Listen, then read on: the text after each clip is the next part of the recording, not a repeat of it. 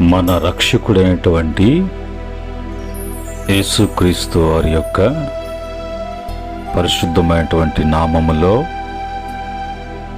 ఈ ఉదయకాలమందు మనలను సజీవ లెక్కలో జ్ఞాపకం చేసుకొని అర్హత యోగ్యతలైనటువంటి మన జీవితాలని యోగ్యులుగా చేసి ఆయన కృపా సన్నిధిలో కృపావాక్యాన్ని ధ్యానం చేయటానికి ప్రభువారిచ్చినటువంటి మంచి తరుణాన్ని బట్టి ప్రభువుకు కృతజ్ఞతాస్తుతులు చెల్లిస్తూ ఉన్నాను.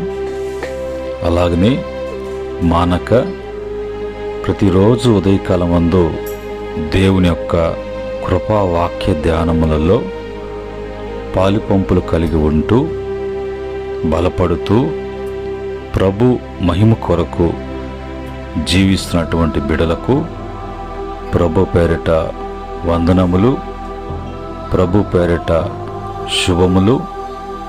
ఈ సర్వశక్తుని యొక్క కృపా పరిచయల ద్వారా సర్వ శుభములు మీకు తెలియచేస్తూ ఉన్నాను. ప్రియమైన దేవుని బిడ్డలారా, ఈ యొక్క సమయంలో దేవుని వాక్యాన్ని చదువుకొని వాక్యాన్ని ప్రార్థనాపూర్వకంగా మనం ధ్యానం చేద్దాం. అపోస్తలుడైనటువంటి పౌలు గారు ఎఫెసీయులకు రాసినటువంటి పత్రిక, ఎఫెసీ సంఘానికి రాసినటువంటి పత్రిక 5వ అధ్యాయము 14వ వచనములో ఉన్నటువంటి మాటని చదువుకొని ప్రార్థనాపూర్వకంగా మనం ధ్యానం చేద్దాం. ఇక్కడ రాయబడినటువంటి మాటలు ఈ విధంగా ఉన్నాయి. అందుచేత నిద్రించుచున్న నీవు మేల్కొని మృతులలో నుండి లేము, క్రీస్తు నీ మీద ప్రకాశించునని ఆయన చెప్పుచూ ఉన్నాడు. పరిశుద్ధుడా, మహోన్నతుడా, స్తుతులు స్తోత్రములు తండ్రి, ఉదయకాలమందు మీ మాటలు మేము ధ్యానం చేస్తున్నాం. మా బోధకుడా, మా సంరక్షకుడా, మాకు క్షేమం కలుగు చేసేటువంటి ప్రభు, నీ మాటల ద్వారా తిరిగి మమ్మల్ని జ్ఞాపకం చేసుకోమని యేసుక్రీస్తు నామములో అడిగి వేడుకుంటున్నాము తండ్రి, ఆమేన్. ప్రియమైన దేవుని బిడ్డలారా, ఇక్కడ రాయబడినటువంటి మాటలలో మనము ఎప్పుడు కూడా మెలకువగా ఉండాలి. ఈ మెలకువ అనేది మన యొక్క ఆత్మీయ స్థితికి ఎంతో ప్రాముఖ్యమైనటువంటిదిగా ఉన్నది. ఎప్పుడైతే మెలకువతనము అనేది లేకుండా పోతుందో, ఆ మెలకు లేకపోతే రెండవది జరిగేది నిద్రించుతున్నటువంటి స్థితి. ఈ నిద్ర స్థితి అనేది ఒక దేవుని బిడ్డకు, అది విశ్వాసకు తగినటువంటిది కాదు. ఎందుకంటే ఆ స్థితి ప్రమాదకరమైనటువంటి స్థితి. ఆ స్థితి మృతుల లోకములోకి తీసుకెళ్లేటువంటి స్థితి.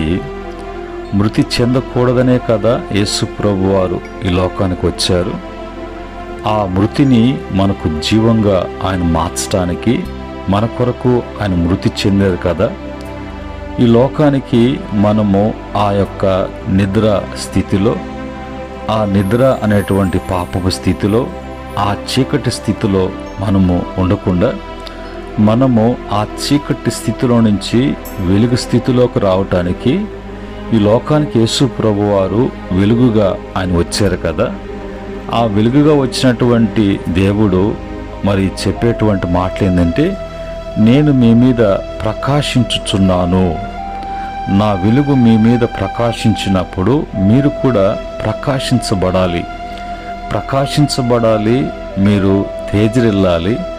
ఆ వెలుగును బట్టి మేల్కొలపబడినటువంటి వారుగా, మేలుకున్నటువంటి వారుగా నిద్ర అవస్థలోకి, మృతుల స్థితిలోకి మీరు వెళ్ళకూడదు అనేది యేసు ప్రభు మాటగా పౌలు భక్తుడు సంఘానికి తెలియచేస్తున్నటువంటి మాటలు. ఈ మాటను బట్టి మనము కొన్ని మాటల్ని దేవుని వాక్యం నుంచి మనం ధ్యానం చేద్దాం. ఇక్కడ మొదటిగా అనేటువంటి ఈ యొక్క మాట ప్రకారంగా నిద్రలో నుండి మేల్కొను విశ్వాసి అన్నట్టుగా అవేక్ ఫ్రమ్ స్పిరిచువల్ స్లీప్ అనే మాట అక్కడ చెప్పబడుతున్నటువంటి మాట. మెయిన్ వర్స్లో ఉండి నిద్రించువాడా మేల్కొనము, మృతుల నుండి లెమ్ము, అప్పుడు క్రీస్తు నీకు వెలుగిచ్చును అనే మాట మరి ఈ యొక్క వచనము ద్వారా, ఈ యొక్క వర్స్ ద్వారా మనం తెలుసుకుంటున్నాం.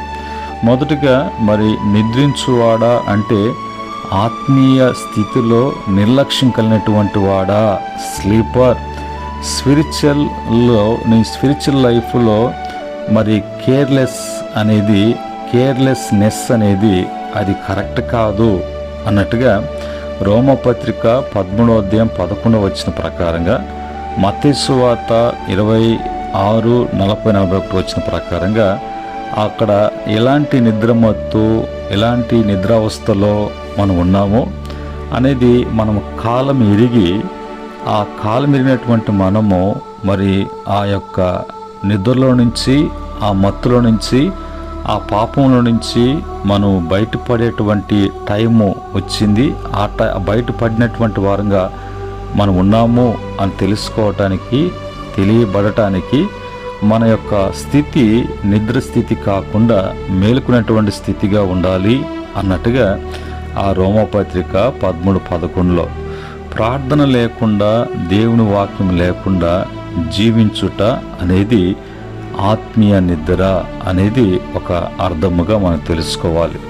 రెండవదిగా మన జీవితంలో మనము మేలుకునేటువంటి వారముగా అంటే పశ్చాత్తాపడి ఇప్పటికైనా నువ్వు మరి మేలుకున్నటువంటి అనుభవంలోకి నువ్వు రావాలి. అవే కాల్ టు అనేది మాట అక్కడ తెలియచేయబడుతున్నటువంటి మాట. అవే కాల్ టు రిపెంటెన్స్ అనే మాట మనకి తెలియచేయబడుతున్నటువంటి మాట. 1 కొరింథీ పత్రిక 15:34 ప్రకారంగా, ప్రకటన గ్రంథము 3:2 ప్రకారంగా పాపము నుండి బయటికి వచ్చి మనం దేవుని వైపు తిరిగేటువంటి వారముగా, turn away from sin and return to గాడ్గా మనము ఉండటానికి మనం మేల్కోవాలి. మూడవదిగా మృతులలో నుండి లెమ్ము, పాపముల నుండి బయటికి రా అన్నటువంటి మాట. మరి rise from death, come out of sin అనేది మనకు దేవుని వాక్యము తెలియచేస్తుంది. రోమపత్రిక 6:4, కొలసీ పత్రిక 3:1 ప్రకారంగా పాపము ఆత్మీయ మరణమును తెస్తుంది.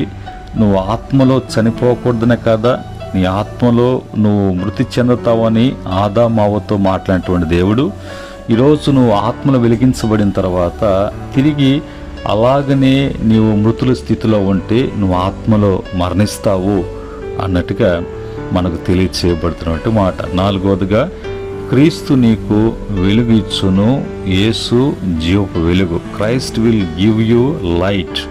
దీనికి యోహాను సువార్త 8:12, మరి కీర్తన 27:1 ప్రకారంగా యేసు చీకట్లో ఉన్న జీవితానికి వెలుగునిచ్చేటువంటి వాడుగా ఉన్నాడు.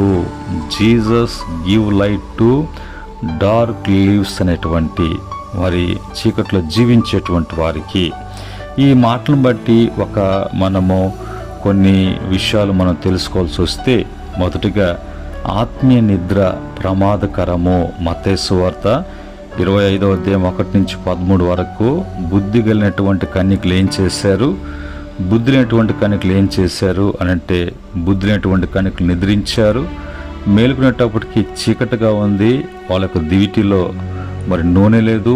బుద్ధి కలిగిన కన్యకలు నిద్రపోలేదు, నూనెని జాగ్రత్తగా తెచ్చుకున్నారు.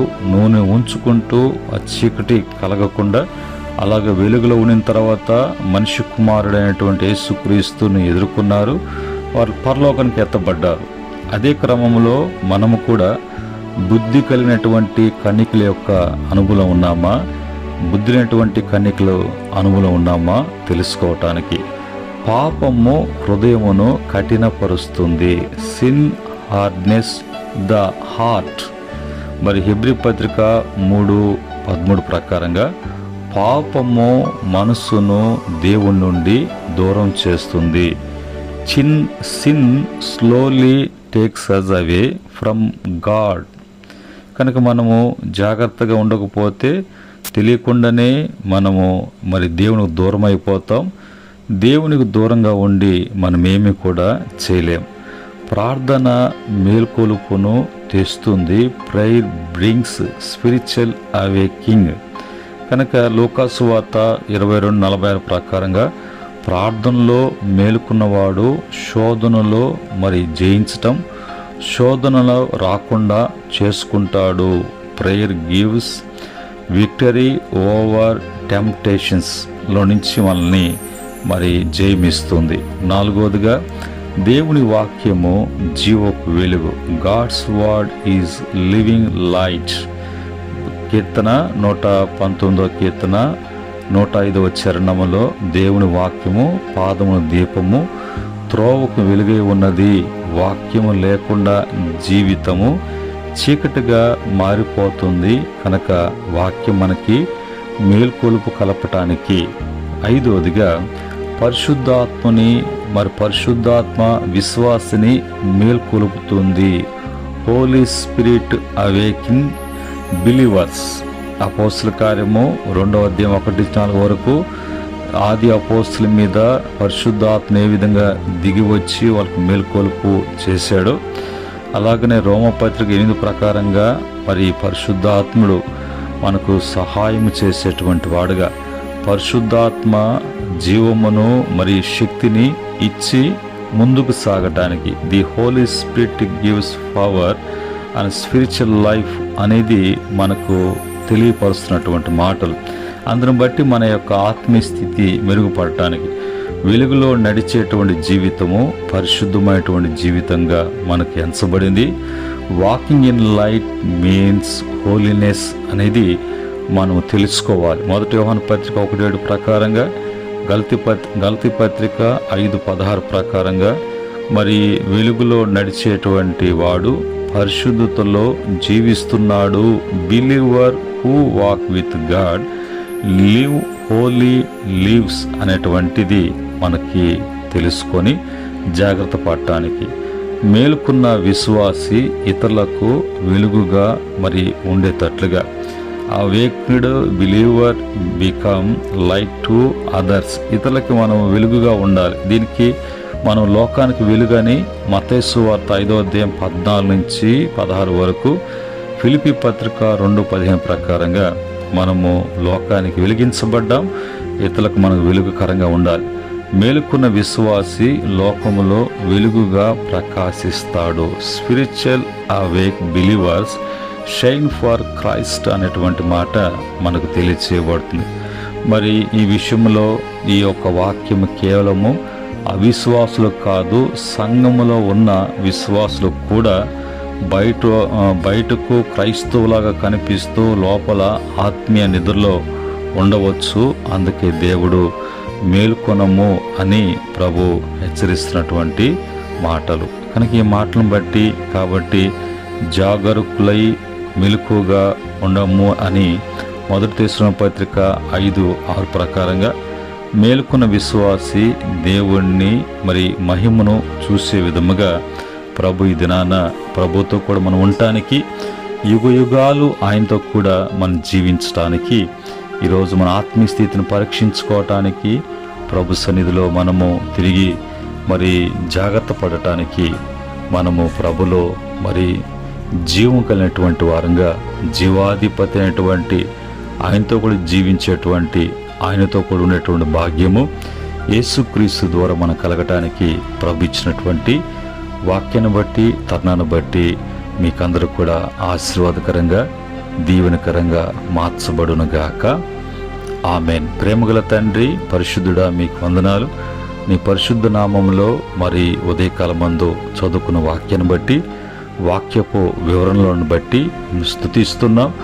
మా ఆత్మీయ స్థితిని తిరిగి మేల్కొల్పటానికి ఎన్ని విధాలుగా మీరు మాట్లాడుతున్నారో అన్ని విధాలుగా బిడ్డలు, కుటుంబాలు తండ్రి జాగ్రత్త పడటానికి, ఆత్మీయ స్థితి ఎప్పుడు కూడా మరి షైనింగ్గా ఉండాలి. కానీ అది డార్క్గా ఉండకూడదని మీరు హెచ్చరించిన మాటను బట్టి ప్రతి బిడ్డ కూడా మేలు పొందినట్టు కృప దయచేయమని, ఇది నీ కృపలో బిడ్డలను జ్ఞాపకం చేసుకోమని యేసుక్రీస్తు నామములో అడిగి వేడుకుంటున్నాము తండ్రి, ఆమేన్. పరమందు దేవుని ప్రేమ, కుమారుని కృప, పరిశుద్ధాత్మ యొక్క సహవాసం ఈ మాటలు వింటూ బలపడుతున్న బిడ్డలకును, ఈ పరిచర్యకును, సకల పరిశుద్ధులకును, ఆయన దాసులకును సదా తోడై ఉండి నడిపించునుగాక. దైవాశీస్సులు మీకు కలుగునుగాక. ఆమేన్.